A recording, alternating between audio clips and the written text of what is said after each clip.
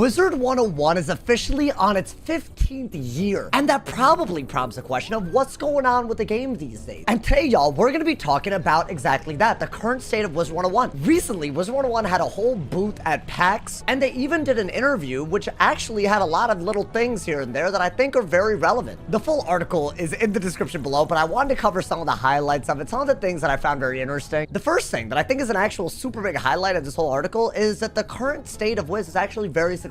According to one of the members of the KingsIsle team, Wizard101 has had some of the most successful years that they've ever had the past few years. And honestly, I don't even think you have to take it from someone that works at KingsIsle. I think the proof is right in front of everybody. They've been hiring way more people, which is a crazy dichotomy to the situation that they were in a few years ago, where they had to do massive layoffs. Month after month after month, they keep putting out either parts of the game or the entire game literally out for free for people. You've seen this literally right now while I'm making this video. Membership is given for free for everyone for like literally 2 weeks of their birthday month. And potentially the most important out of all of this, their advertising seems to have returned much more than they used to do. These are all signs of a positive trajectory, and I think that's something that unfortunately a lot of people don't actually, or maybe they're not even aware of. I think Wiz has this weird thing where it's so fueled by nostalgia that sometimes people think that the game is in the exact same state it was when they played it all the way back then. You still have the game's biggest critics not give actual criticism, but just talk about how doomed the game is all the time. But I think just based on hearing that and looking at what's been happening the past few years, at 15 years of age, Wiz is in a really good spot. I think that's something that very few people just want to say out loud. I'm honestly still of the opinion that Wiz is growing at such a pace that it's not used to, that it's literally experiencing growing pains. And honestly, I would argue that the vast majority of my criticisms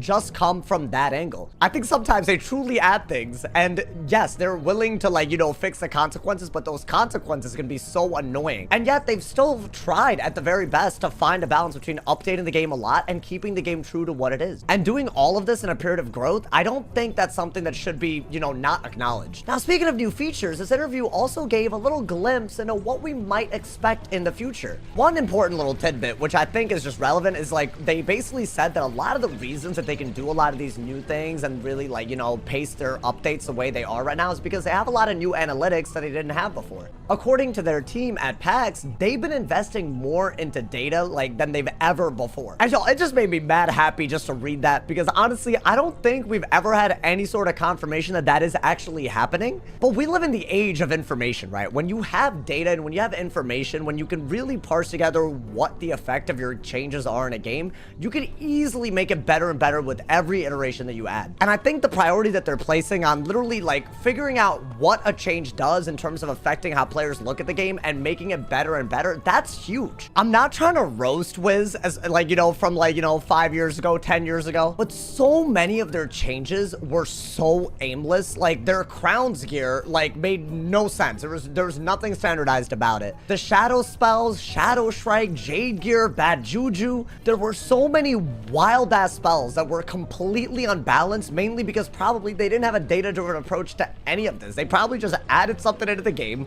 hoped it wasn't broken, and called it a day. I think some people find fun in the chaos, and honestly, I think I'm one of those people. But I think it would be a lot more fun to, like, you know, have chaotic games in PvP or chaotic boss fights if the foundations are solid, which in Wiz, I would argue, have never been until maybe now. Maybe they're approaching that. I think Wizard101's biggest problem, if you want to call it that, over the next 5 years is struggling with the fact that they need to grow with the players that are constantly growing with the game, right? The same people that played 10 years ago, they're playing right now, they're not the same customers that you had before. Many of them aren't asking their parents for a credit card to buy crowns. Many of them have jobs. Many of them have a lot of stuff to do with their time. And it looks like their answer to the fact that their audience is growing is a very data-driven approach. And I feel like when you do stuff like that, you end up with more and more updates over the long term that respect people's time. I think it's also very obvious that Wiz is investing more into like all departments across the board because you see it in front of you. The fact that we're even having a conversation about an interview that they did at PAX says everything. They have never had a booth at PAX before. That itself should show how much more revenue they're willing to spend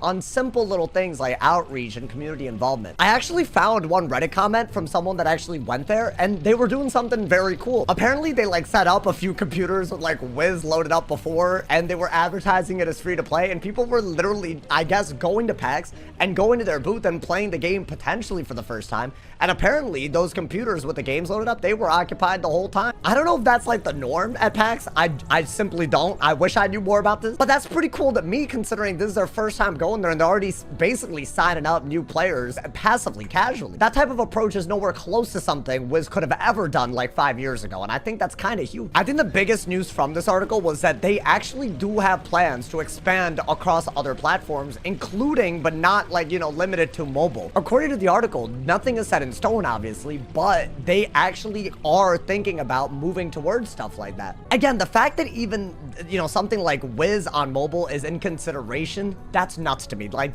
this is like the biggest ticket item ever. I feel like everyone knows this. If you could get the game as it's played right here and you could find a way to port it onto mobile, you have a game that has reach that it's never had before, even after 15 years. Honestly, nobody knows what the type of investment it would take for them to port the game over to mobile, and also like, you know, what that would entail in terms of like updating the game on PC, right? If you spend a year developing, you know, a mobile Wiz, what happens to the game during that year? These are a lot of like, you know, important questions to ask, which is why I don't think we're gonna get a clear answer on this, you know, anytime soon. But again, I feel like this should be very reassuring to a lot of people that just see this as some other 15-year-old game. This is a game that 15 years into development is actually considering moving to a whole other platform. The fact that they have the ability to even think about expanding like this, I think it says nothing but good news. Honestly, me personally, I'm actually really happy that I read this article because, frankly, I've had a lot of frustrations with the game in the short-term past. As in the past couple of months, I don't think it's been my favorite couple of months of Wiz. And honestly, if you feel that way too, I think that's actually super valid. Or if you feel this way about another update, who cares? If you have a feeling about this, I think that's totally valid. But I think it's pretty hard to look in the past 2 or 3 years and look at how far they've come just in that short time since a huge acquisition. And I think it's something that everyone can pull something positive from. I think the TLDR is, I think Wiz is like, it's got the dog in it, man. It's been around and they still have plans to keep expanding. And I feel like that's something that makes me want to keep playing the game.